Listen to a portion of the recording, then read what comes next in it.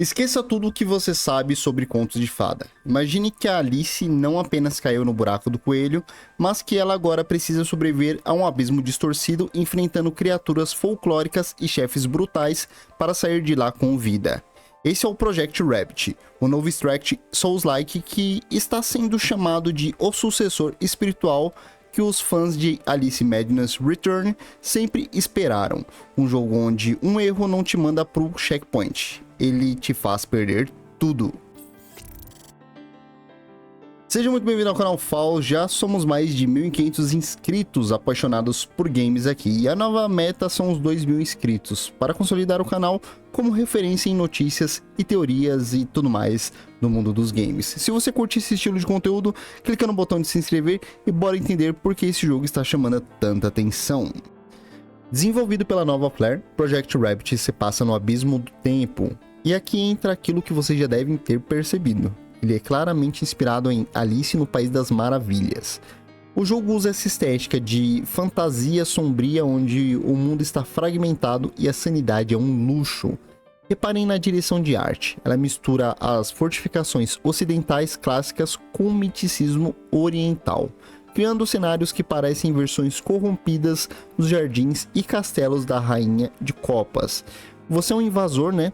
Que precisa explorar esse abismo antes que a última barreira de luz falhe. Mas não se engane pelo visual, a jogabilidade é cruel e como é um Extract Souls-like, né, um Extraction Souls-like, o seu objetivo é entrar, coletar tesouros e encontrar o ponto de extração. Morreu? Perdeu tudo, simples assim. O combate exige gerenciamento de estamina e precisão muito próximo do que vemos em Lies of P ou Elden Ring. E tem um detalhe, o PVP e o Co-op estão confirmados. Você pode usar dual skills com amigos, mas cuidado, porque outros jogadores podem invadir sua sessão para roubar seu loot. É a tensão de um Escape from Tarkov com a mecânica refinada de um Dark Souls. O jogo já está na Steam e, para a nossa alegria, né, terá textos em português, o que já ajuda bastante, principalmente em questão de entender a lore, etc, né? Mas ó, prepara o PC porque os requisitos mínimos aí pedem uma RTX 2060, que mostra que o visual vai ser de nova geração. Ele está listado como em breve, então fiquem de olho nos testes beta que devem surgir logo por aí. E voltando ao assunto dos requisitos aí, cara, eu acho que esse jogo aqui ele vai ser feito na Unreal Engine 5, então a gente pode considerar, né, prever aí que terá alguns gargalos, não vai ter uma otimização tão boa se for realmente feito na Unreal Engine 5, e eles lançaram já a 6, né, sem ter consertado a 5, mas isso é assunto para um outro vídeo, mas espero que corra tudo bem com o jogo. Bom, para mim essa mistura de Alice com Souls é muito atrativa, já porque eu já tinha feito até roteiro sobre possíveis jogos relacionados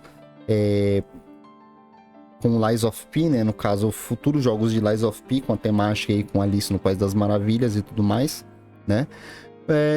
Mas é isso, pessoal. Eu acho que essa mistura é bem atrativa e tá junto ali com Lies of P, como disse, né? E é bizarro, é lindo e parece ser extremamente punitivo, né?